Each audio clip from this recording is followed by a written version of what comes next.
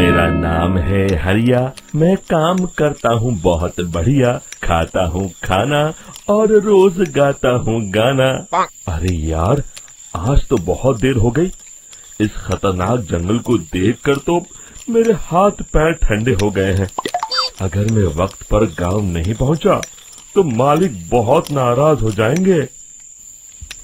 तभी हरिया को एक आवाज सुनाई देती है। सुनिए हरु जी।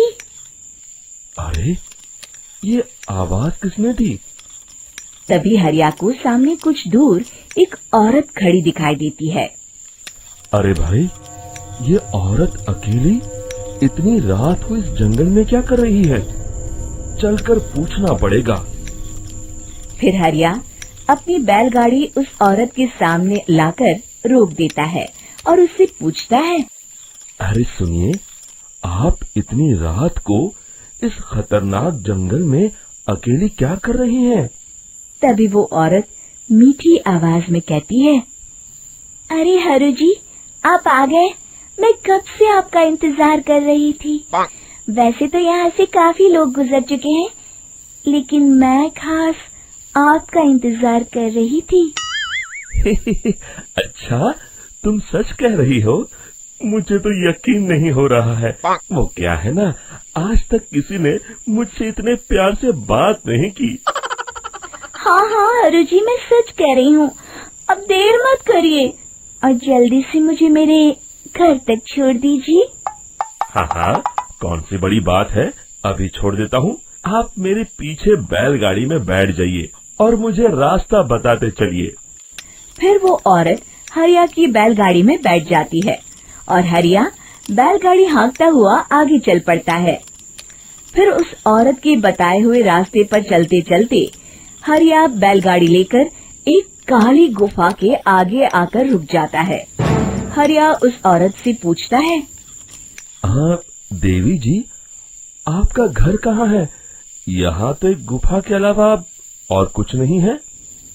तभी अचानक वो औरत हवा में उड़ने लगती है। देखते ही देखते उसका सुंदर रूप एक डरावनी चुड़ैल में बदल जाता है और वो जोर जोर से हंसती है। अरे तू तो एक नंबर का बेवकूफ निकला। तू तो बड़ी आसानी से मेरी बातों में आ गया। अरे मर गया रे, ये तो एक चुड़ैल है। हे भगवान बचा ले, ये तो बड़ी डरावनी दिखाई दे रही है।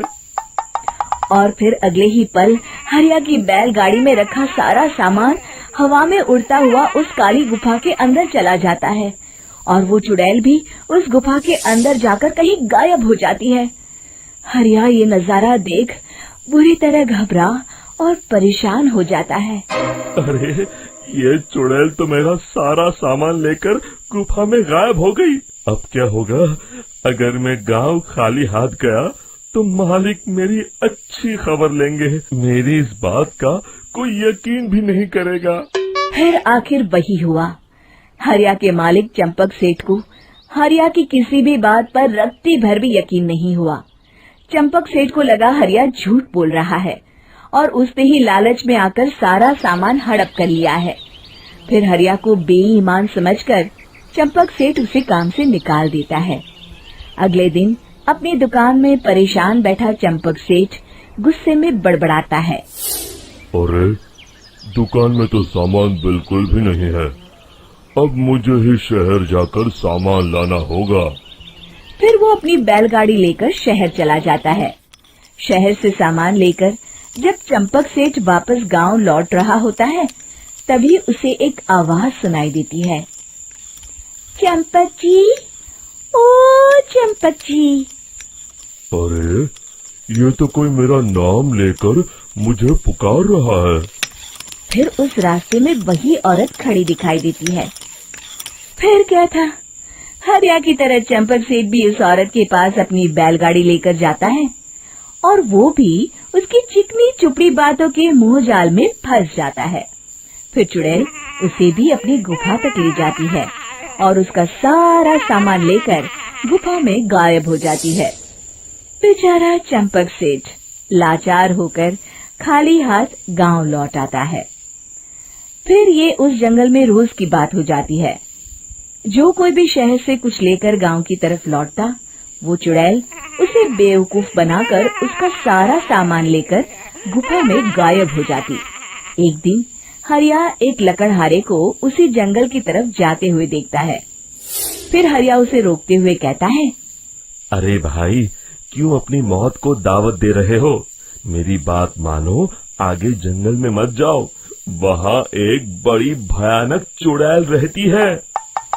लकड़हारा हरिया की बातों को नजरअंदाज करते हुए कहता है, अरे भाई, मुझे पहले ही बहुत देर हो चुकी है, मुझे जाने दो भाई। शाम तक लकड़ियाँ काट कर शहर के बाजार में बेचना है। तुम अपनी ये कहानी किसी फुर्सत में बैठे इंसान को सुनाओ, मैं तो चला। इतना कहकर लकड़हारा वहाँ से आगे जंगल की तरफ चला जाता है। फिर अगले दिन गांव के मुखिया के घर के बाहर बहुत सारे लोग जमा हो जाते हैं। तभी हाथ में कुल्हाड़ी लिए खड़ा लकड़हारा कहता है, अरे मुखिया जी, अब आप ही हमें बचाइए उस जंगल वाली चुड़ैल से। हमारा सारा काम तो शहर से ही होता है। अरे मुखिया जी, उस चुड़ैल की वजह से तो मैं पूरी तरह बर्बाद हो गया हूँ। हम सबको मिलकर उस चुड़ैल का कोई इलाज करना पड़ेगा। तभी भीड़ में खड़ा वीरा कहता है, आप लोग चिंता मत करिए, कल से वो चुड़ैल किसी को नहीं लूट पाएगी।